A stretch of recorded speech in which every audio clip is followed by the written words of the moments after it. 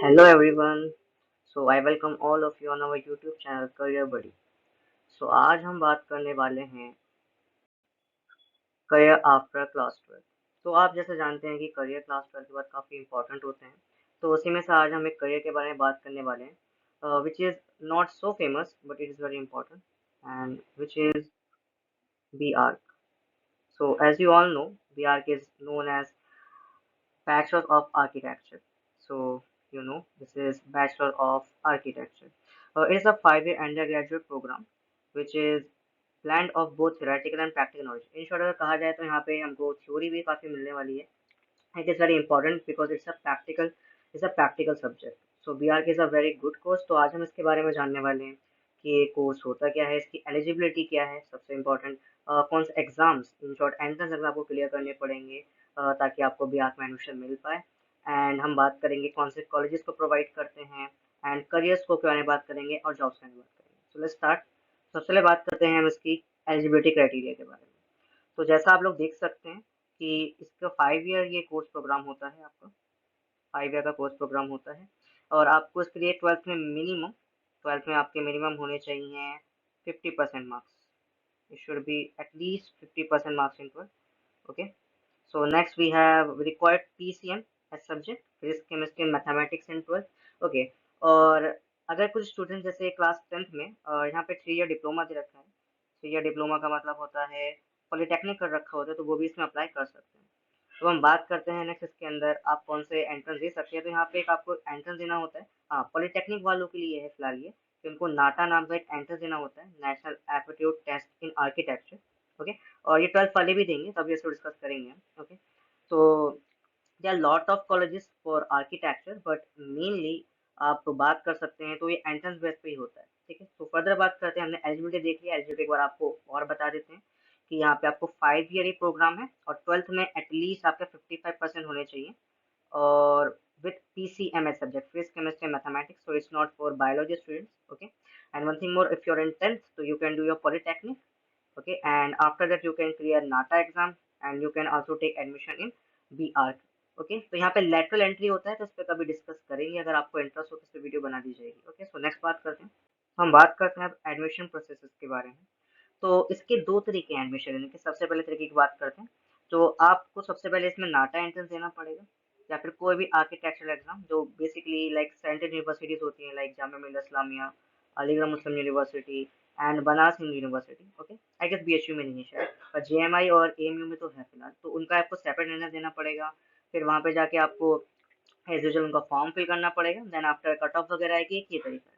Okay. तो यहाँ पे आपको पेमेंट वगैरह करनी पड़ेगी जो आपका प्रॉपर वे होता है. बट एक और यहाँ पे वे है जो कि आपको बेसिक रहता है दो एंट्रेंस के ऊपर, लाइक नाटा. ठीक है. इसकी हम बात कर चुके हैं, अभी इस पर डिस्कस करेंगे थोड़ा सा. और एक JEE मेंस एग्जाम.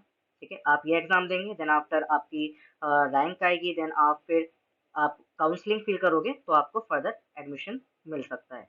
ठीक है. तो हमने दो तरीकों की बात करी एडमिशन की. एक तरीका आप जाके लाइक जो सेंट्रल यूनिवर्सिटी में होता है, एक वो तरीका है और एक जो ये मेन एंट्रेंस वाला तरीका है. ओके. सो आई गेस आपको समझ में आ गया होगा. तो फर्दर चलते हैं. सो तो अब बात करते हैं BARC एग्जाम के बारे में. तो BARC exam bachelor of architecture के लिए एग्जाम आपके बहुत सारे होते हैं. लाइक वैसे मेनली तो आपका नाटा और JEE मेंस है, बट मैंने आपको बताया था सेंट्रल यूनिवर्सिटी भी एग्जाम देती है तो उन पे हम बात करेंगे. बट पहले first of all let's talk about NATA. Okay. तो नाता आपको मेनली 5 सब्जेक्ट्स पे आपको चेक करता है. पहला physics, then mathematics, then chemistry. As you know PCM तो रहता ही है, but there is logical reasoning also which contain like question from Venn diagram में से क्वेश्चन आ जाते हैं आपके, रिलेशंस वगैरह रहते हैं, सबसेट्स सेट्स वाले क्वेश्चन रहते हैं. Okay. And there is general aptitude. Okay. General aptitude के अंदर आपकी mainly general knowledge and current affair से ज़्यादा क्वेश्चन रहते हैं. तो ये 5 आपके नाटा एग्जाम के अंदर रहते हैं. ओके. तो मैं JEE मेंस के बारे में ज़्यादा बात नहीं कर रहा हूँ लेकिन मैं मान के चलता हूँ कि मेंस के बारे में आप लोगों को मोस्टली पता होगा. ओके. और इसके अलावा लाइक अगर आप किसी सेंट्रल यूनिवर्सिटी का एंट्रेंस देते हो तो वहाँ पर आपको फिजिक्स केमिस्ट्री तो आपको मिलेगा ही वहाँ पर. इसके अलावा आपको वहाँ पे करंट अफेयर्स के ज़्यादा क्वेश्चंस मिलते हैं. ओके. तो ये आपका BARC एग्जाम के बारे में थोड़ा जान लिया. Now let's talk about architecture colleges. कौन कौन से कॉलेज एटलीस्ट आर्किटेक्चर में एडमिशन आपको लेना चाहिए. ओके. तो there is School of Planning and Architecture. Delhi के अंदर है और भी प्लेसेस पे है बट मोस्टली दिल्ली के अंदर काफ़ी फेमस है और it takes admission on the basis of NATA. Okay.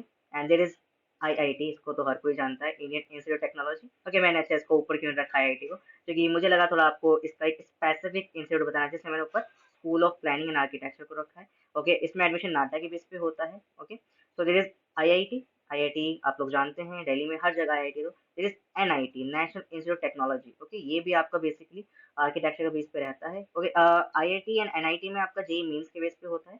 और नीचे में लिखा है गुरु गोविंद सिंह इंद्रप्रस्थ यूनिवर्सिटी। अच्छा, मेनली इसको आईपीयू के नाम से ज़्यादा जाना जाता है। ठीक है, तो ये भी जेई मेंस के बेस पे आपका एडमिशन लेता है।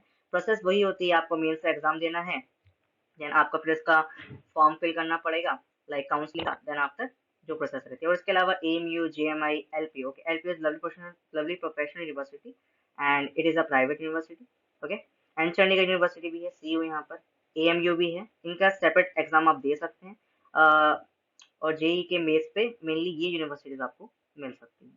ठीक है, फर्दर बात करते हैं। Okay, average fees just important. तो एवरेज फीस आपकी लगभग 2 लाख से आपकी 80 लाख तक रहती है। और इसके अंदर आपका 3% ओवर रहता है नेक्स्ट 10 ईयर्स ग्लोबली, और बीआर में जॉब्स काफ़ी ज़्यादा हैं। ओके, और जॉब मेनली यहाँ पर 4 to 5 लाख पर एनम रहती है, which is higher than more other stream. हाँ, इट्स ट्रू।